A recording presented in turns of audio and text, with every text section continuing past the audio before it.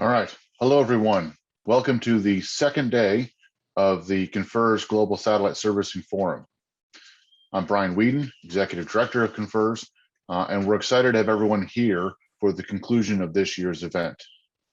Yesterday, over the first several hours of content, we saw discussions about sort of the advances that we've been making in commercial satellite servicing, some really exciting new demonstrations and actual missions, and discussions about business elements and where some of the technologies are headed. As we go into our second day of discussions, I want to open up just by once again thanking our sponsors who helped make this event possible. We've got Astroscale, Space Logistics, Space Able, Voyager Space Holdings, Space Infrastructure Foundation, Orbit Fab, Lockheed Martin, MDA, Aerospace, and Space News. Thank you all for your support of both CONFERS and of the Global Satellite Servicing Forum. Before we get to our program this morning, I do have a couple of housekeeping items to cover. Reminder that this meeting is on the record and is being recorded. The recording will be available to registered participants shortly after we conclude, and then we will be making it publicly available at some point in the future.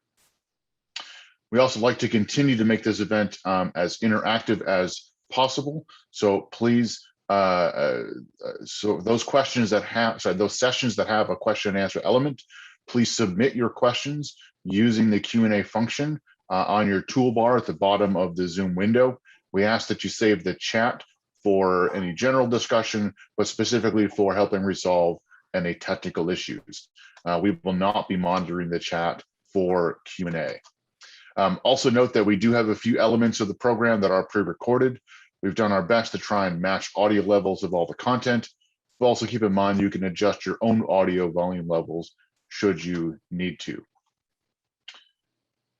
I think with this, on this slide, for those of you who aren't familiar with this interface before, if you go down to the bottom, you click the little Q&A button, you can pop it up and you can not only see the questions, you can add your own, and then you can also vote on questions raised by other people. So with that, I would like to reintroduce Mr. Joe Anderson from Space Logistics for a few open remarks as our titanium sponsor for day two. Joe, the floor is yours. Great, thank you, Brian. And if you could bring up this slide, thank you. So good morning, everyone, and welcome to day two of the Global Satellite Servicing Forum. Yesterday, in the introductory panel that discussed key operational events of 2021, I highlighted what I think is the industry's Kitty Hawk moment with the success of Space Logistics MEV-1 and 2 operational servicing missions. Not demos, these are revenue-generating servicing missions. At the end of that briefing, I hinted to our second-generation servicing system that is shown in this figure, with our mission robotic vehicle installing a mission extension pod onto a client satellite. I'm happy to report that 2021 has also been a banner year for the development of this system. In the past 30 days, we completed the mission and vehicle PDRs. We signed a contract to launch the mission robotic vehicle and the first 3 mission extension pods in mid-2024. And as an indication of the market demand over the past couple of years, we have signed term sheets for 7 mission extension pods with 6 different operators. As a result, our mission robotic vehicle manifest is now booked for 2025 and much of 2026. These facts should make it pretty evident that persistent robotic servicing in GEO is an imminent reality. With these facts, and in the spirit of Pam Elroy's keynote yesterday when she said, "We need to collaborate to compete," I wish to place a challenge to our industry. How should we design our next generation of spacecraft, knowing that there will be persistent robotic servicing available? What should satellite manufacturers do differently? What should our satellite operators be asking for in their next procurements? Should we design for serviceability? What are the key serviceability features to include? Is it refueling? Is it a power and data port? Is it something else? Do serviceability features require technical standards?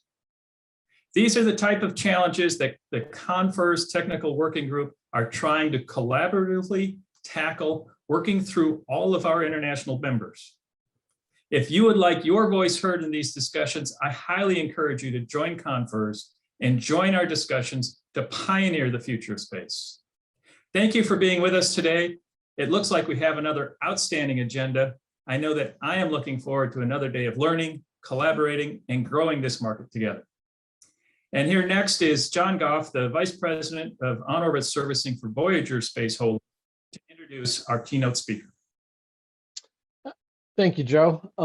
So as you were saying, I'm Jonathan Goff, Vice President of On-Orbit Servicing at Voyager Space Holdings. We're a vertically integrated company that runs a number of tech subsidiaries in the space supply chain from low Earth orbit to the lunar surface and beyond. One of our focus areas is developing the interfaces, robotics, and space systems needed to enable affordable satellite servicing and orbital logistics. Today, I'm introducing Dr. Rolf Densing, the Director of Operations and Head of ESOC, the European Space Operations Center, which is Europe's Center of Excellence for Satellite Operations, as well as being a Center of Excellence for space debris studies, orbital debris mitigation measures, and space situational awareness.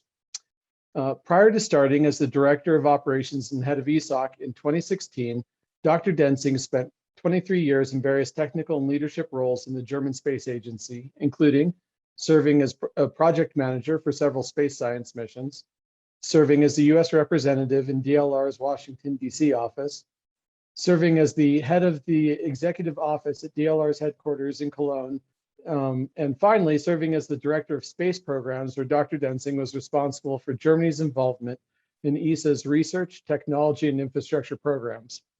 And with that background, I'd like to hand things over to our keynote speaker, Dr. Rolf Densing of the European Space Operations Center. Thank you, Dr. Densing. Thank you for this nice introduction, and good morning to everybody. Actually, it's afternoon here, but I saw you are around 9 o'clock. It's a pleasure and an honor to be with you today, and thank you very much for this kind invitation. After the talks I've heard already since this session started, I must say I feel at home. If you could go to the next slide, I believe I have no control over this. So ESA started a comprehensive space safety program about 2 years ago, and this encompasses all kinds of hazards that are originating in space, such as near-Earth objects that could plunge into Earth, such as space weather originating mostly from solar events, and such as space debris. And during the 2 years that we are running this program, the number of objects in orbits around us has already increased by 1,500.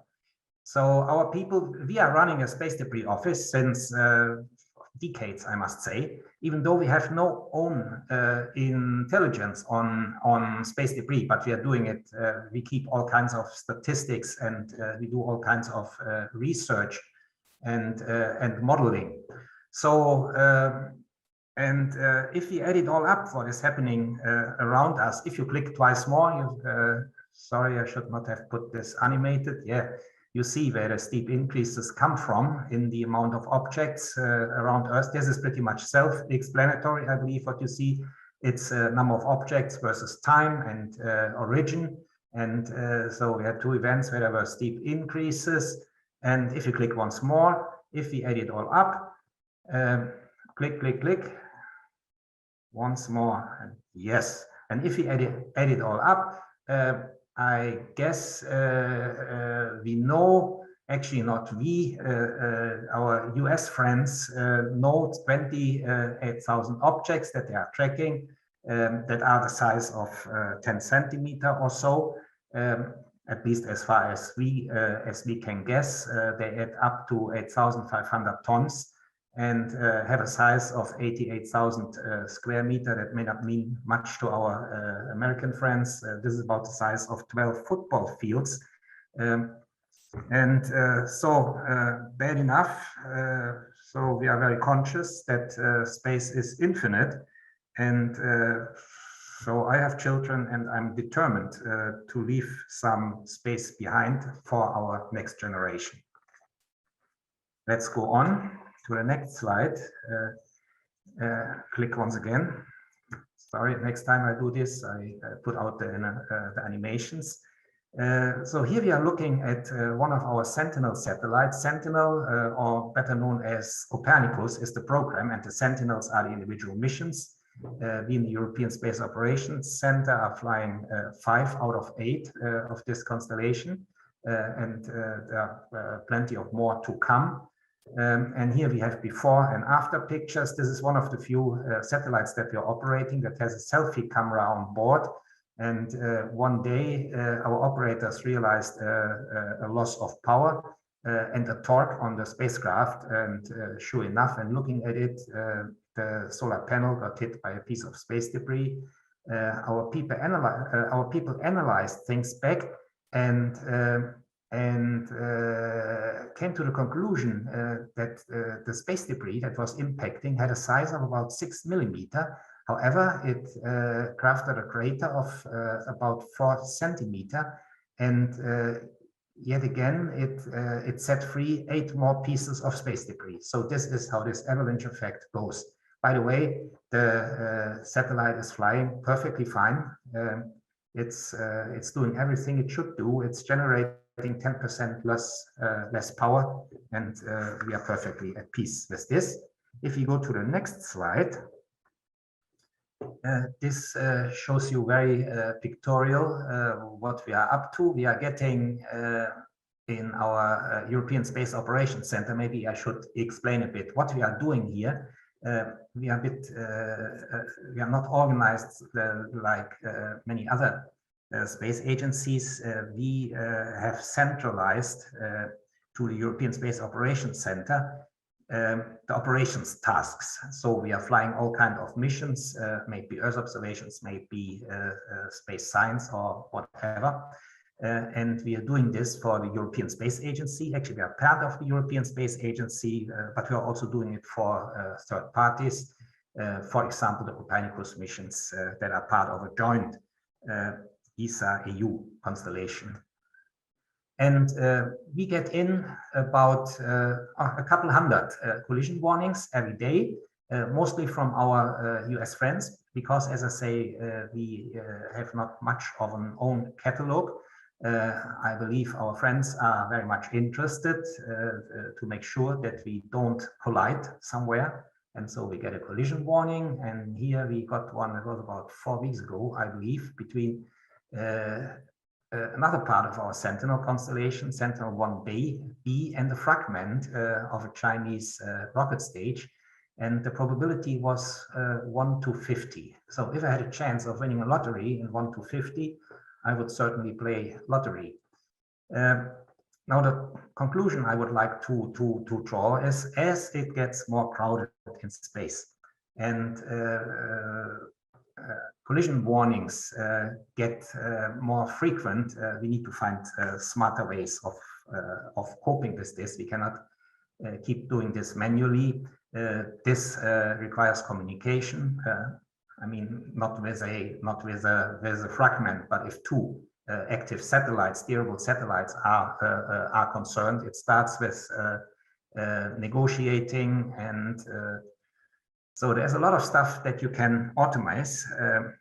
If you go to the next slide, but let's look at the origin of space debris first. So there's again a timeline and the percentage of conjunctions warning that we are getting.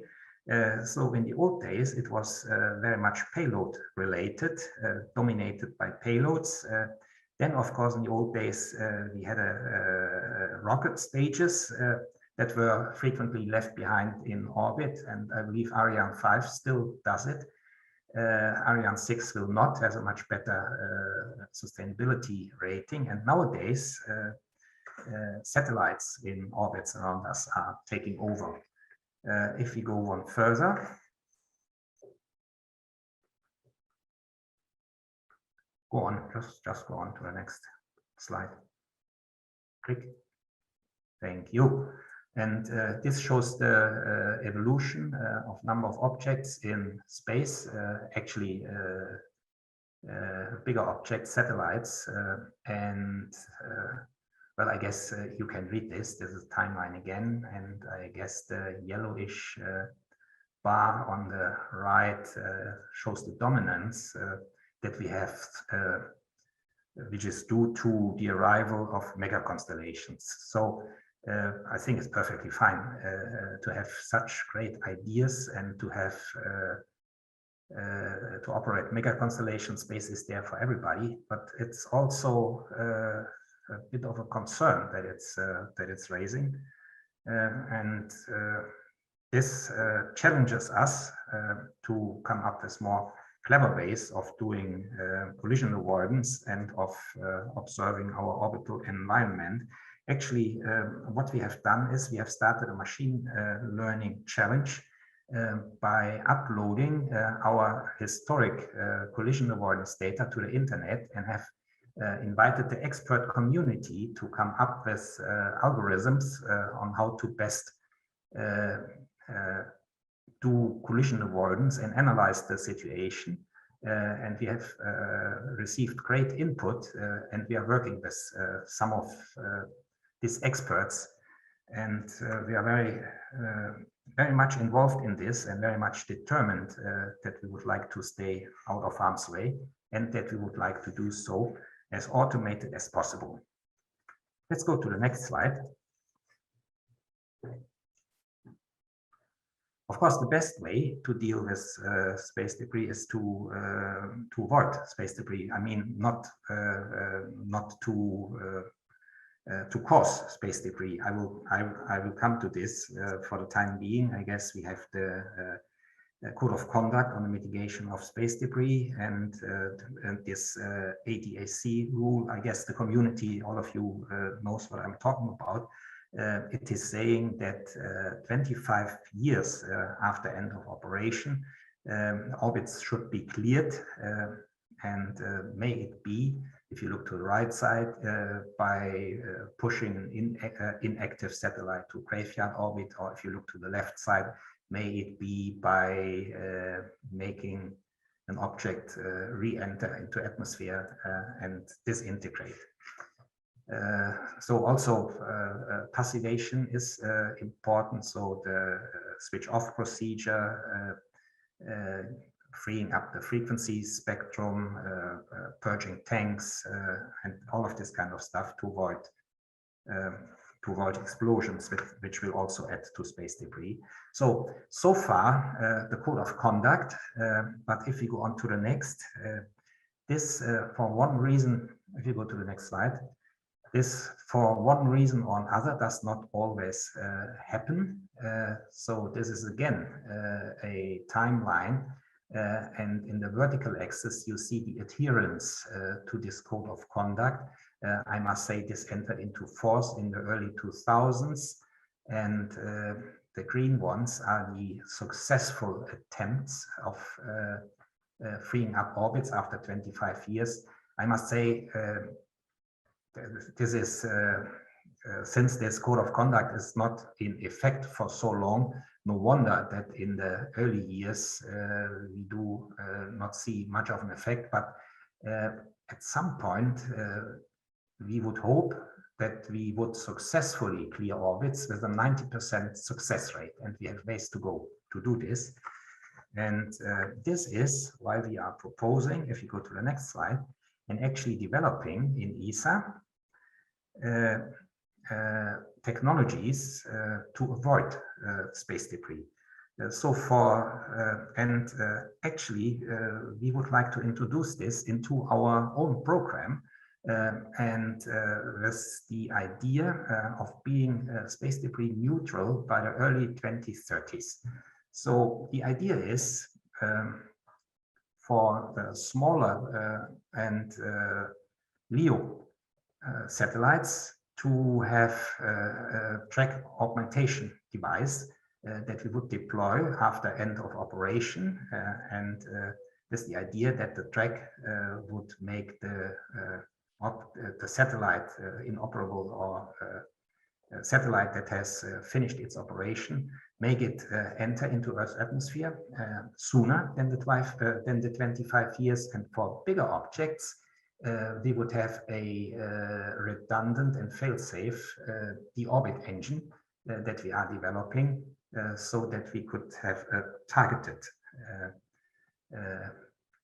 deorbiting or push in a graveyard orbit. Our Director General made an announcement accordingly last week, which was reflected in the press also.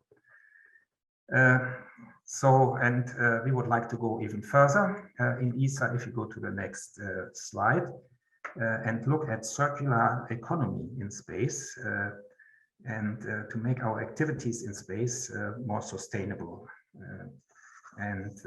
This is by adopting a new culture, probably not new for you. If you go to the next slide, we would like to go from a throwaway culture into a reuse culture. So it's pretty benign, and I guess you all are very conscious of this.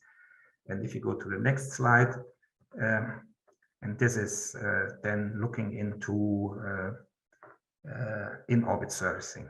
Actually, part of our space safety program that I tried to explain at the beginning of my talk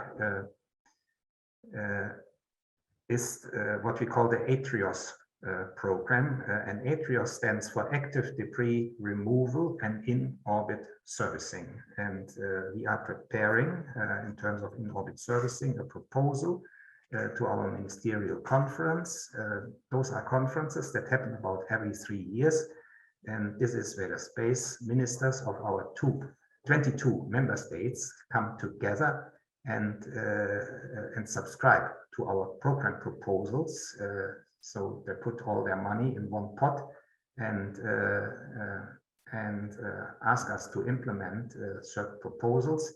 And we will certainly make a proposal on in-orbit servicing. And if you go on to the next slide, so we have developed over the years plenty of technologies. Like on the right, I see close proximity operations is what you need. By the way, on the very left, the reddish one, we will get to this. This is an artist's conception on how we want to, for the first time, remove a piece of space debris. And actually, on the next slide, we see it. And as I said, ATRIOS stands for Active Debris Removal. This is ongoing. Mission is due to launch in 2024. And then we are in the concept phase of in-orbit servicing. So the plan for active debris removal, and this is, by the way, the first time this has ever been attempted. Now, I know there will be people, in particular, that we have an expert community that will say, I have done it, it's been done before, but let me explain. We are actually planning to launch a chaser spacecraft. This is kind of like an octopus. It has tentacles, and with the tentacles, it's supposed to fly to a 600 by 800 elliptic orbit, capture VESPA payload adapter of one of our Vega rockets, and bring it back to atmospheric track, where it then will on its own re-enter into Earth's atmosphere. And we are leaving nothing behind in space. Upper stage of the launcher will get returned by return engine, and certainly the chaser and certainly the target object will get returned. And it is new, I believe, at least I'm not aware of this ever having been done. It is new in respect that after completion of the mission, if all goes well, there will be one piece of space debris left in orbit. Now, obviously, this is for the time being a demonstration. It's a one-off. It's costly. It's our cost. We are purchasing it as a service end-to-end from industry. We are offering them technologies that we have developed that is available to them. We offer them. Actually, we are talking about a small startup, but we are helping them as good as we can. This is a 100 million euro project. But the hope is that in recurrent phase, that they could come considerably down by a factor of 10, if not more, so that in case of need, they could actually make a business case out of it and deorbit objects more frequently. And then if you go to the next page, obviously, we need to extend the active debris removal and become serious about this circular economy in space, and foster and develop a market for in-orbit servicing. Here we are not the first ones. This has been successfully demonstrated. Congratulations to folks who did it already. And as I say, if you go to the next slide, we will be issue an RFQ, is what we call it, a request for proposal for in-orbit servicing, and it has to involve AOC, either AOCS, takeover, refurbishment, assembly, refueling, or manufacturing. So those are this is the purpose that has to be part of the proposal, and this is targeted to our 2022 ministerial conference. So we want to propose this to our member states. I'm confident that they will sign up for it, and then we start demonstration. And the idea is, of course, to foster a market. So we will do a pilot, and the hope is that industry will take over, that we all change attitude, that we all take steps to leave some space for our children. And with this, I would like to conclude. Thank you very much for listening, and thank you very much for your interest.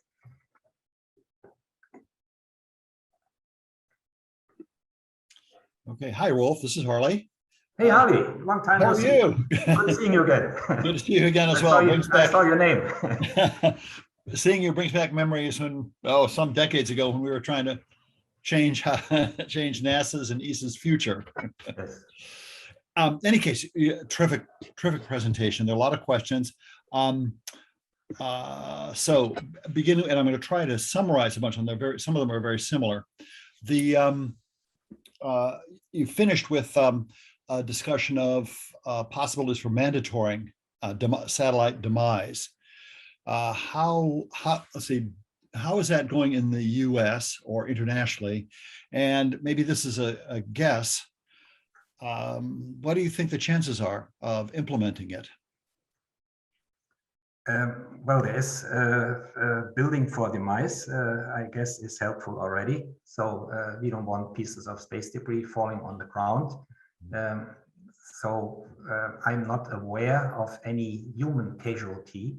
I've heard that a cow in Australia once got hit by a piece of space debris. Actually, which is bad enough. Where was I? So building for demise, taking the right material, this is one thing. We in ESA are determined to not leave our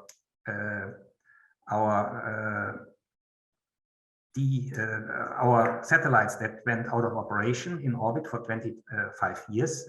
We want to bring these inoperable satellites back as soon as possible after finishing operation. And if onboard resources will not permit, we would have either this track augmentation device or a return engine. Now, whether others are going to adapt this, this is up to them. I would hope that that the community would follow this example. We are actually working with industry, hope for a very competitive approach for return engines. I believe there is a market also for strap-on return engines, compact, low mass, very safe, and for this track automation, augmentation devices. So we are at early stages. The idea is to be neutral in the early 2030s. Okay, good. A couple more questions, kind of quickly. So we have about 4 minutes left. Have you looked at, or have your colleagues and so on, looked at post-mission disposal performance in GEO or other orbits, other higher orbits than LEO? Well, as far as this return engines, this is the same, I would guess, the same principle. I must say we ourselves are not operating much in GEO, as you know, Harry, we are the Earth observers and the science satellites that we are flying. But I guess the principle must be the same, what we call a return engine, one could also use as a graveyard engine. Are there any legal implications to collisions in space? You're talking about legal requirements or contractual requirements for upcoming missions to be properly disposed of. Currently, though, are there any legal requirements? No. What I was talking about, Harley, is a how should I say, more liberal code of conduct where people can or cannot adhere to. This is not a legal requirement. This is a code of conduct for the what do you call it? Not mitigation. I forgot what they call it, for the avoidance of space debris. So nobody can be forced to do it. Most major space agencies of the world have subscribed to it, and even SpaceX and OneWeb, I believe they are making every effort to adhere to it. But if you have a constellation of 10,000s of pieces and you adhere to the code of conduct, and if you keep building the constellations up, this means, what does this mean? You can use your fingers and count what that means. And I would perfectly, so I'm not, how should I say, perfectly fine if people use space to do their business. Who am I to tell they shouldn't? Maybe we should rethink this 25-year rule. Mm-hmm. Okay, we've got, again, a couple more minutes left. Here's an interesting question. The question runs a little bit long, so let me see if I can distill it. It looks like slow, but quite possibly real progress is being made in the spacecraft disposal and spacecraft incorporating disposal. You guys are talking about some future additional activities. Now, this person points out currently ground tracking is fairly reliable for collision avoidance. However, as the satellite operators add, as what he refers to, steering or sidestep capability, you're going to have to rely on a collective planning database or a very local steering for the potential target for this type of satellite. Can you share your thoughts on coordination among the satellite operators of all kinds? It seems like the world is becoming increasingly complex, not only in number, but in complexity of the satellites. Well, this obviously has security implications. And we in Europe don't have much of a catalog. So as far as I know, the most comprehensive catalog is kept in the US. That's the 28,000 pieces I was mentioning. This is what we guess. Pieces the size of 10 centimeters. To knock out a satellite probably doesn't need a 10 centimeter piece. A smaller piece will do perfectly fine. And therefore, we cannot share much among operators. So we are pretty much dependent on US sources to manage our collision avoidance. We do compare notes on how we do collision avoidance maneuvers. Actually, what we do in ESOC has been blueprint for many operators around the globe. The way we are doing it, we are a vivid member of this IADC. Let me see if I can figure that out. The International I forgot the pre-coordination committee and so on. So our whatever we know is available to the world. So we do have software that we make available also for flying collision avoidance maneuvers. We share what we have. It has been developed on taxpayers' money. It's there to keep the use of space sustainable, and hence it's available for everybody to use. And we are not claiming that we are the only ones or the best ones. But I guess I hope we would all have a common goal. Okay. All right, Rolf, we've run out of time. Thank you again. Good to see you again. I thank you all. Take care. Okay, take care. Bye. Bye-bye.